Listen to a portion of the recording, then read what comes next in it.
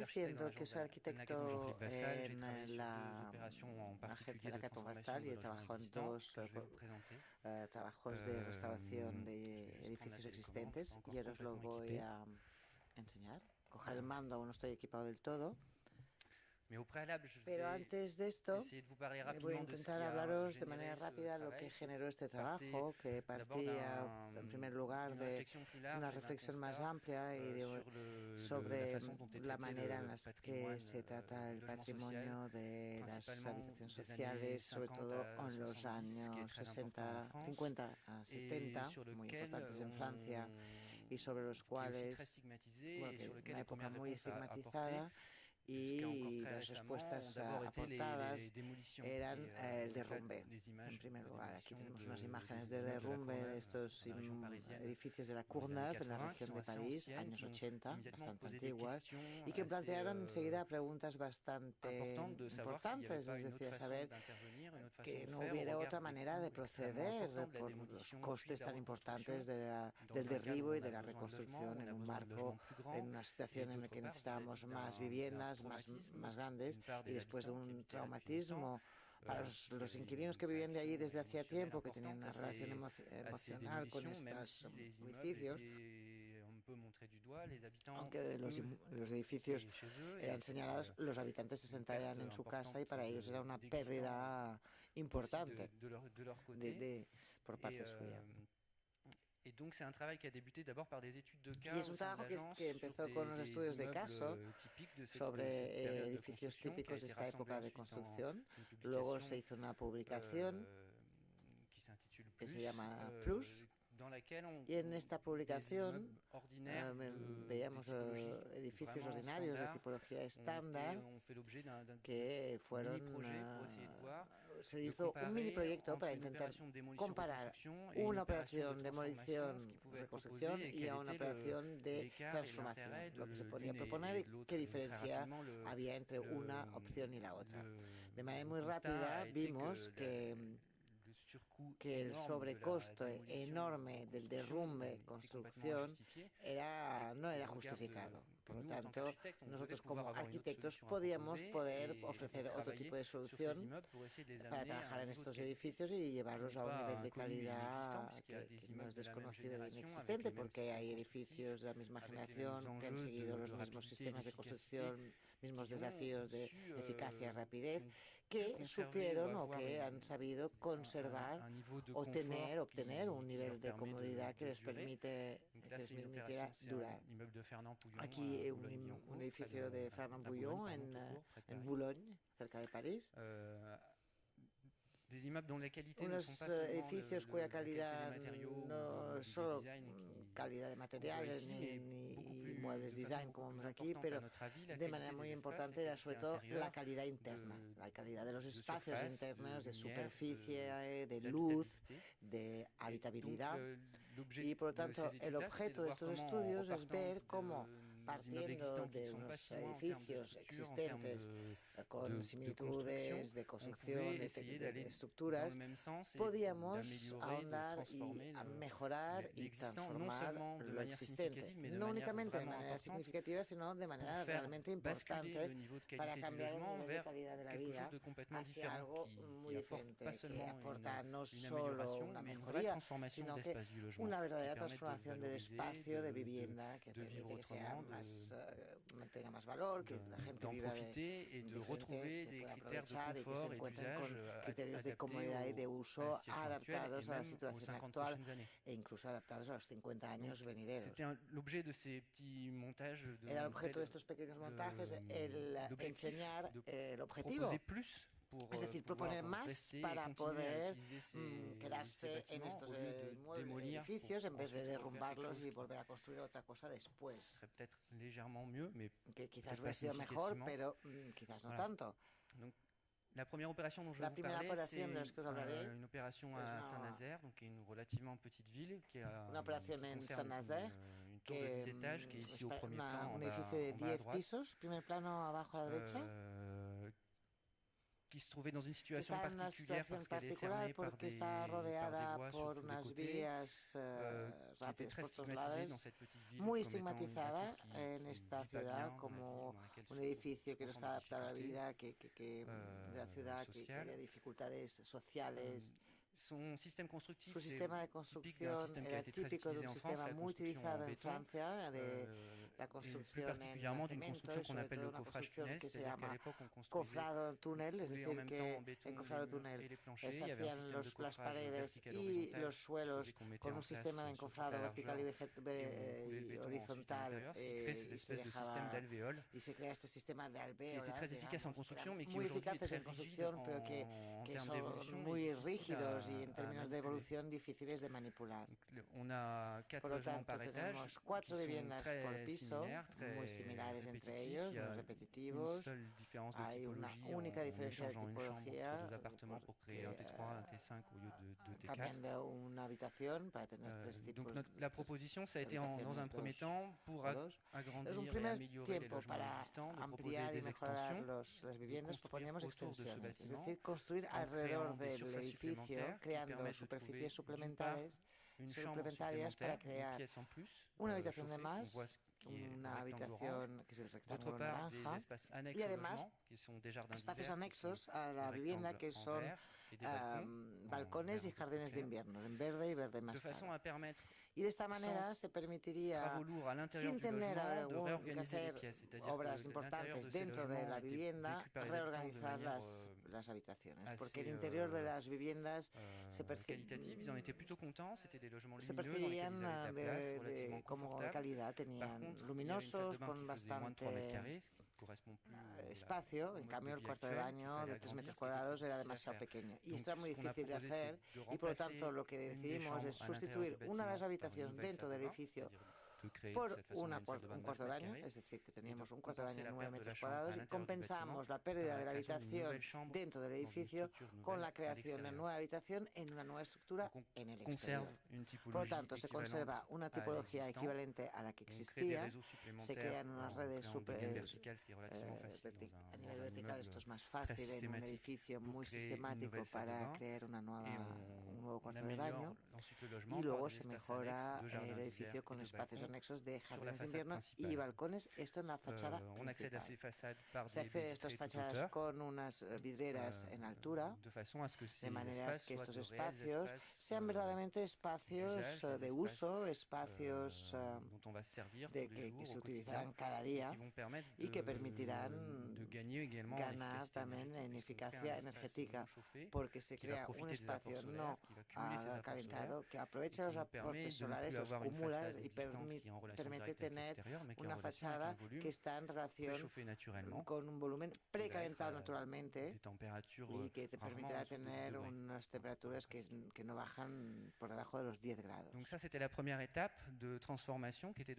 fue la primera etapa de transformación, crear extensiones, y la segunda etapa fue decir, bueno, una parte de las fachadas en las que no podemos trabajar, que son las fachadas en cemento portador, que son muy difíciles de trabajar. Hay un potencial de terreno que forma parte del potencial importante de este patrimonio de viviendas sociales, y podemos proponer crear más viviendas nuevas, creando 2 alas, 2 edificios vecinos de este edificio existente, que tiene una configuración particular que está vinculada a la configuración del terreno, pero que nos permiten crear unas nuevas entradas de escaleras en amarillo en el dibujo de la derecha, con ascensores, y por lo tanto unir una de las viviendas existentes a una nueva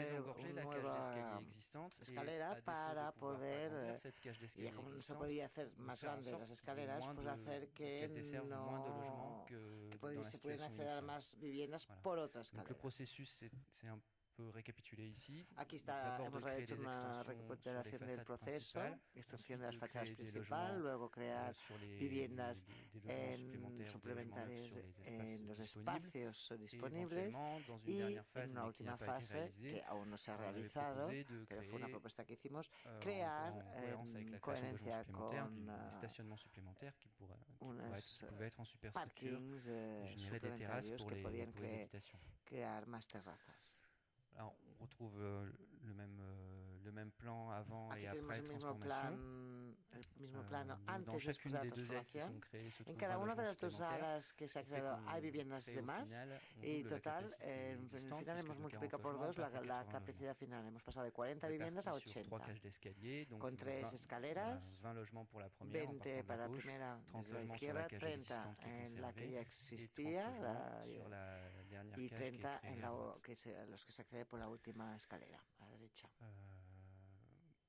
Voilà, c'est un peu toujours le même. Aquí un poco más de lo mismo. Le même croquis en termes de coûts. En términos de costes, l'enveloppe générale de la construction el sobre general de la construcción en obras fuera de impuestos es unos 100.000 euros por vivienda nueva y 50.000 por vivienda existente. Es decir, que esto era en el 2007, estábamos en 6 millones de euros y al final de obras hemos llegado a 6.600.000, más o menos coherentes, por lo tanto. L'idée, c'était aussi en proposant des logements supplémentaires, c'était aussi de générer une réflexion sur la densité. Queríamos hacer una reflexión sobre la densidad, es decir, que en este barrio muy marcado por la construcción de la época, que al principio estaba construido esto en medio del campo. La ciudad fue llegando hasta este barrio, que ahora está en la periferia de Saint-Nazaire, pero cuando se construyó está muy lejos. Qui aurait pu permettre des réflexions similaires dans la même logique en partant d'existants, reflexiones sobre la densificación, faisant des opérations successives par bâtiment. Operaciones sucesivas por edificios. L'idée, c'était à partir d'un projet architectural et d'une situation particulière de générer une réflexion sur la transformation qui pourrait être faite à une échelle beaucoup plus grande, mais par le projet architectural. Donc ça, ce sont les images de la construction, un système constructif léger avec en charpente métallique avec des planchers préfabriqués. Con suelos prefabricados, carpintería metálica, unos suelos muy ligeros colaborant avec une dalle de béton de 7 cm placa de cemento de 7 constructif assez rapide et efficace. À l'origine, ce mode constructif, qui est toujours quelque chose qui nous semble intéressant dans toutes les opérations, avait été privilégié aussi parce que les travaux pouvaient être faits potentiellement en site occupé. C'est pas l'option qui a été retenue parce qu'à Saint-Nazaire, la pression en termes de logement justifiait pas qu'on maintienne opción porque la presión al final hemos decidido no mantener a los habitantes en estas obras que iban a durar varios meses y ellos no deseaban quedarse en sus casas sabiendo que podían encontrar otra vivienda durante los meses de las obras. Por tanto, se hicieron las obras en unos lugares, en unos edificios vacíos. Luego os hablaré de una operación que se ha hecho con los edificios habitados. Más fotografías. Là, on comprend un peu plus la logique de transformation et d'agrandissement autour du bâtiment existant. La lógica de ampliación alrededor del edificio, la fachada principal, estos suelos que ayudarán a crear los jardines de invierno. Voilà, après la réalisation des façades, la réalisation de las fachadas, et là on voit toujours le bâtiment existant qui est sur la partie gauche avec l'aile neuve créée à droite. Con la ala nueva a la derecha.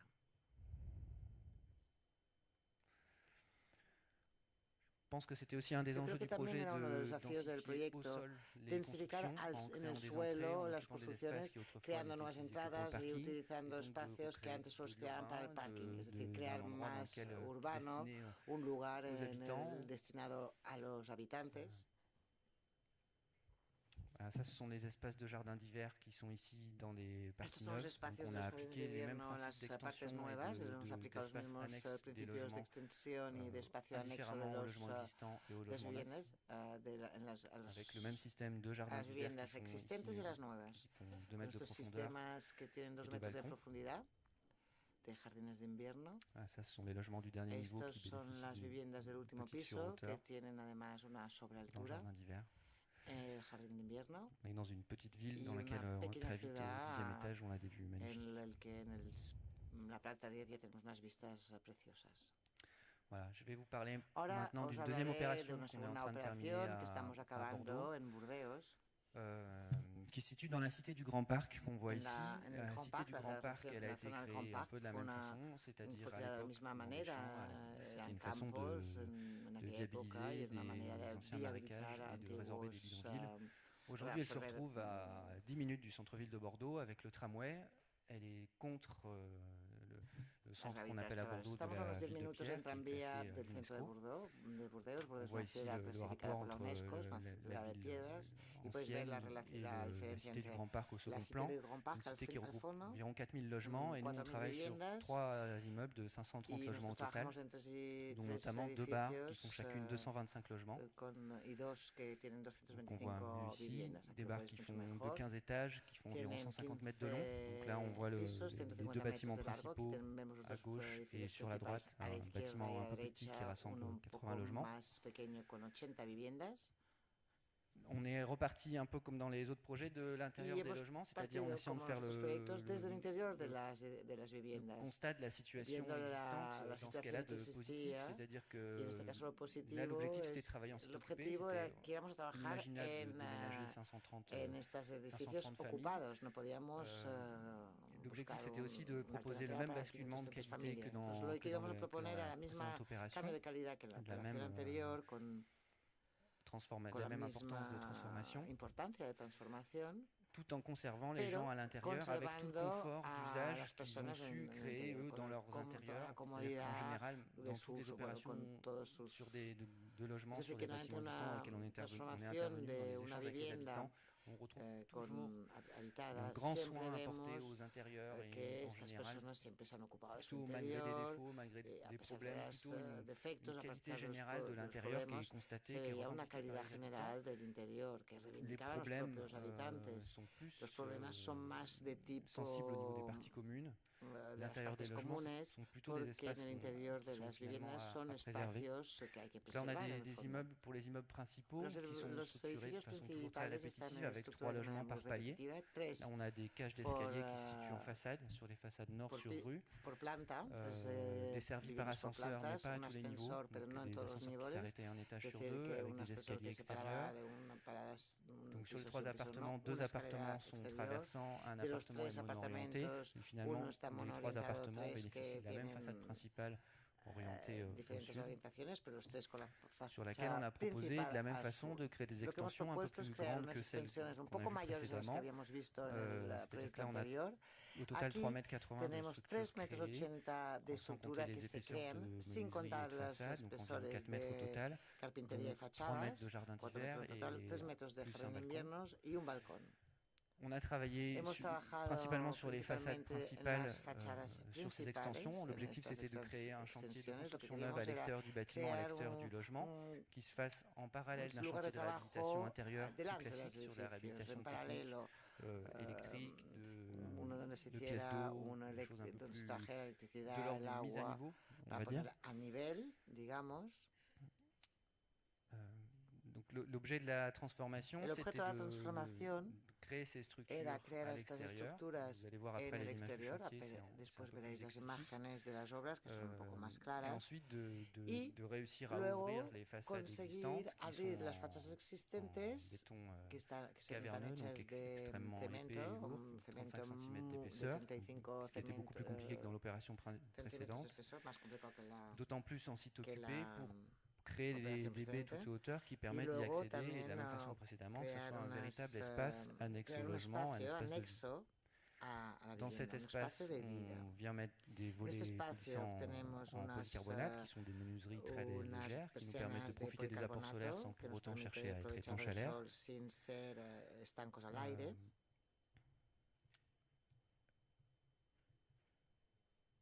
Voilà, là vous avez le détail sur un logement mono-orienté. Donc on a au total une extension de la surface du logement, la surface d'usage qui est de l'ordre de 50% en moyenne de la surface des logements, et pour certains qui a été quasiment multiplié par deux quand on avait des petites typologies mono-orientées par exemple. Et c'était assez important d'être dans une logique constructive pour être efficace en termes de travaux et d'économie qui soit très systématique. De obras, tenemos que ser muy sistemáticos,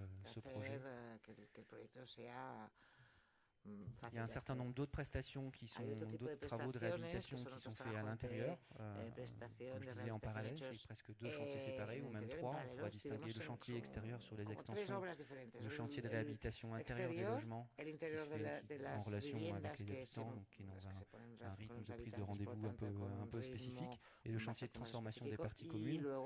Sur les parties communes, on crée dans les façades nord un ascenseur supplémentaire qui permettait de remplacer les ascenseurs existants vétustes et finalement de pouvoir, au final, à la place d'un ascenseur qui s'arrêtait, de deux ascenseurs vétustes qui s'arrêtaient un étage sur deux, d'avoir deux ascenseurs neufs qui fonctionnent avec les vitesses qu'on sait faire actuellement.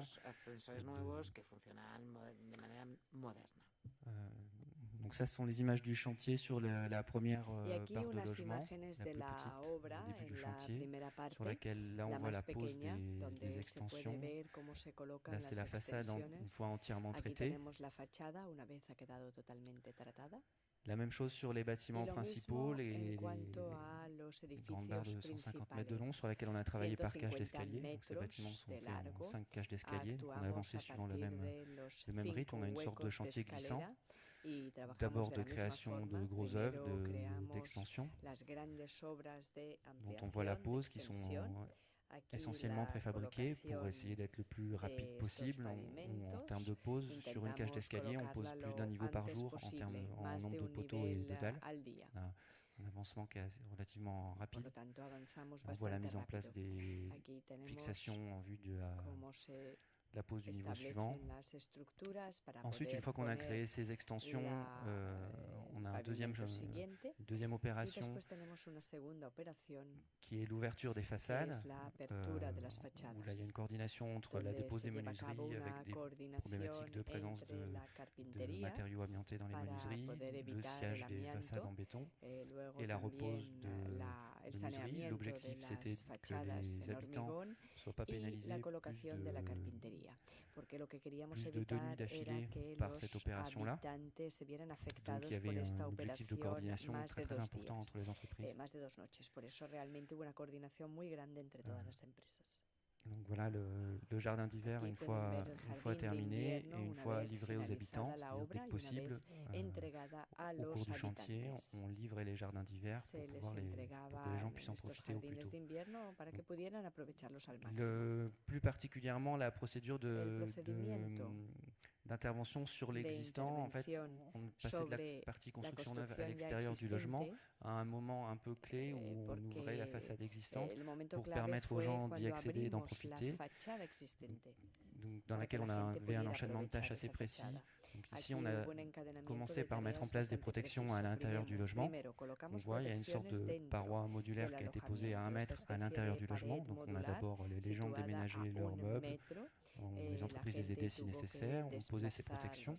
Ensuite, il y a une phase de dépose de menuiserie, dans laquelle il fallait prendre des précautions particulières puisqu'il y a une présence de matériaux amiantés. Immédiatement après, le sciage des allèges en béton qui permettait d'ouvrir la baie. Et ensuite, la pose des précadres aluminium pour des baies coulissantes et la pose des fenêtres en elles-mêmes qui permettait ensuite de déposer la protection intérieure et aux gens d'accéder à leur jardin d'hiver. Voilà, donc ça, c'est l'état de la façade avant. Il y a un certain nombre d'autres travaux de réparation de béton qui se font aussi au fur et à mesure. Et ça, c'est l'état de la façade après l'intervention. Voilà, ça ce sont les entrées qui sont transformées où vous voyez sur la partie droite la cage d'ascenseur qui est créée, qui nous permettait un peu dans la même logique de travailler avec des additions, de créer d'abord les ascenseurs neufs pour pouvoir ensuite intervenir sur les existants. Ces ascenseurs qui sont transparents à l'intérieur. Ça c'est la situation avant, en cours de chantier. Et là on a terminé la moitié du premier grand bâtiment principal, en gros la moitié des extensions. Ces travaux d'extension sont achevés en septembre 2015. On est en train de finir la partie de réhabilitation intérieure qui prend plus de temps, qui est une phase un peu plus laborieuse. En termes de surface, on a augmenté de façon très importante la surface des bâtiments et notamment en surface habitable, en surface pour les habitants.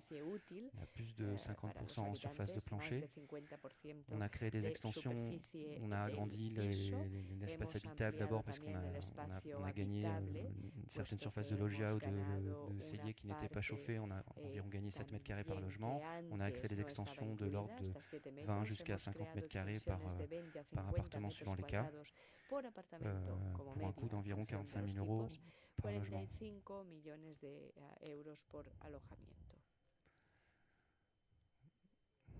Voilà, donc ça ce sont les appartements une fois les images avant l'opération et après depuis l'intérieur des appartements.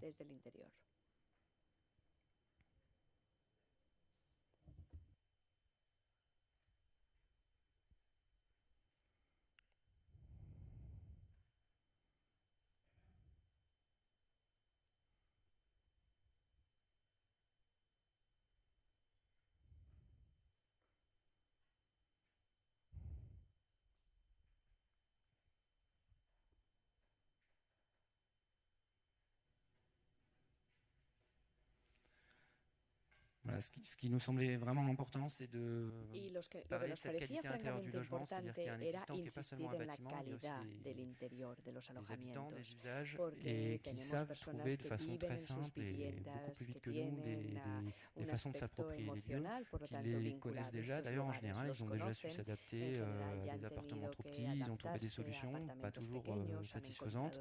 Donc, nous, en donnant de la surface supplémentaire, en essayant de mettre en place nos compétences d'architecte, d'ingénieur, on essaie de leur donner l'opportunité d'utiliser ces... Enfin, c'est vraiment une logique de partir de l'intérieur de l'habitant, de son usage du logement pour transformer un bâtiment et revaloriser l'image qu'il a de son propre logement et lui permettre de mettre en place les usages dont il a besoin, qu'il connaît et qu'on n'a pas nécessairement à lui apprendre.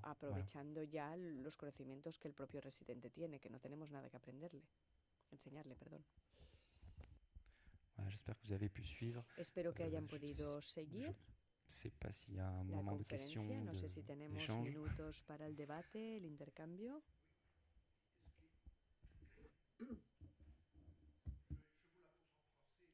Voy a plantear la pregunta en francés, dice el señor, pero el problema es que no oímos lo que dice, de modo que no podremos traducirla.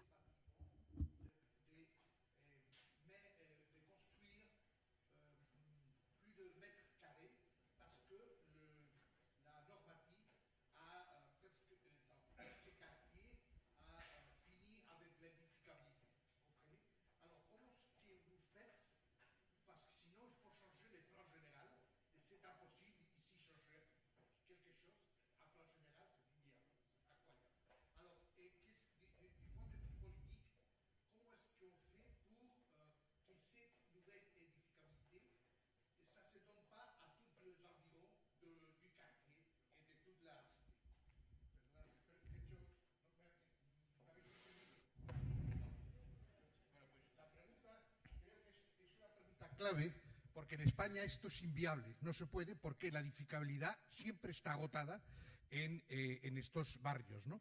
Con lo cual hay que hacer un cambio de plan general y ya saben ustedes lo que es cambiar un plan general. O sea, aquí para cambiar cualquier cosa es imposible y a un plan general es absolutamente utópico, ¿no?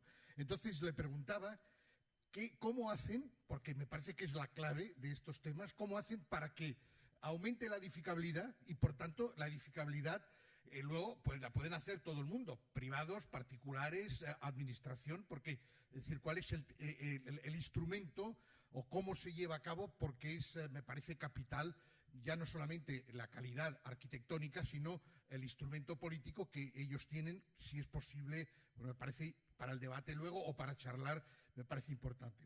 Vous avez compris la question? Bien sûr, vous l'avez très bien exprimé en français. La pregunta estaba muy bien expresada en francés, lo había entendido perfectamente. C'est difficile de donner une réponse unique parce que même en France, qui est un pays très centralisé et très dirigiste, notamment sur la question du logement social, il y a des situations particulières à chaque fois. Notamment, on bénéficie quand même de quelque chose d'assez courant, c'est qu'en général, ces opérations de logement des années 60-70, les immeubles eux-mêmes sont relativement denses, mais si on inclut le terrain autour et la construction autour, la densité est très faible. Elle est très faible que le tissu urbain classique. Donc en général, on a eu la chance de travailler sur des opérations sur lesquelles il y avait une réserve par rapport à la réglementation qui nous permettait de créer ces espaces supplémentaires. Ensuite, en France, le logement social est une politique publique, un outil politique public très important. Peu de Français le savent réellement, en réalité, mais qui fait qu'il y a des administrations et des fonctionnaires, des bailleurs sociaux sont en relation très étroite avec les élus et les políticos au sein des conseils d'administration des bailleurs sociaux. De las participantes sociales, siège des élus. Donc il y a un échange permanent entre les besoins, les problématiques rencontrées, de faire évoluer les quartiers, comment on peut faire, et les élus qui vont prendre des décisions políticos que están aquí para tomar decisiones sobre regulaciones urbanísticas.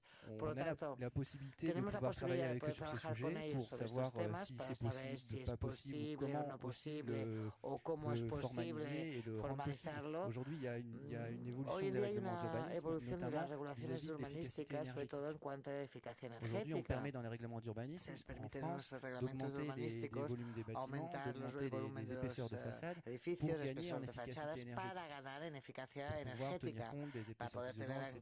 Pourquoi est-ce qu'on ne pourrait pas on peut gagner en efficacité énergétique en gagnant en même temps des espaces d'usage, des espaces utilisables. Donc ça, c'est à nous de l'expliquer et à nous de montrer aux gens qui produisent des règlements qui le font évoluer explicar y mostrarlo y venderlo para que puedan darse cuenta que un espacio anexo a la vivienda es útil para la vivienda, pero para todo el edificio, porque se renueva la eficacia energética en el barrio, porque se arregla un edificio antiguo, son unos espacios que son difíciles de gestionar como mantenimiento y nos ocupamos de estos espacios con un espesor de más que es útil para los habitantes. C'est une vraie complexité, c'est vrai. Es muy complejo, sí, es verdad.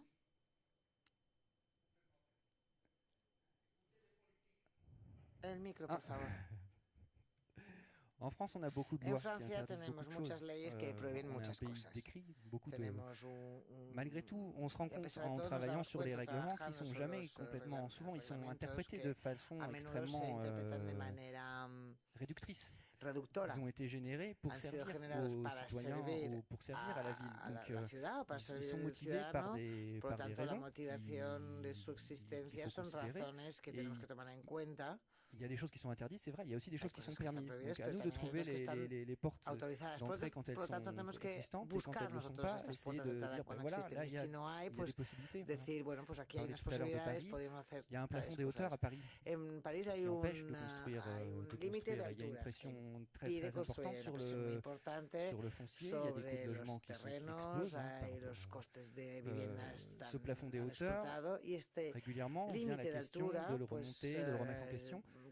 Ça n'a pas pu être fait encore. Je pense qu'on y viendra. Et ça ne veut pas dire qu'il ne faut pas revenir avec des projets, qu'il ne faut pas refaire des propositions pour pouvoir le faire. Voilà.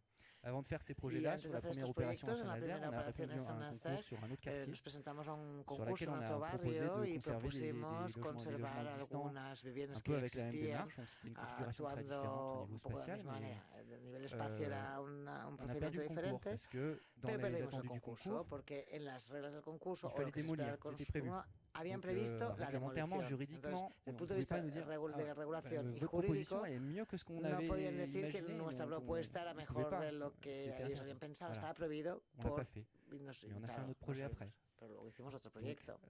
Je pense que c'était important de faire la proposition. La chance de travailler dans un bureau. Yo he tenido la suerte de trabajar en un estudio con Alcatón y Finvesal. Corren el riesgo de perder proyectos, muchos proyectos, para mostrar lo que les parece ser la mejor solución.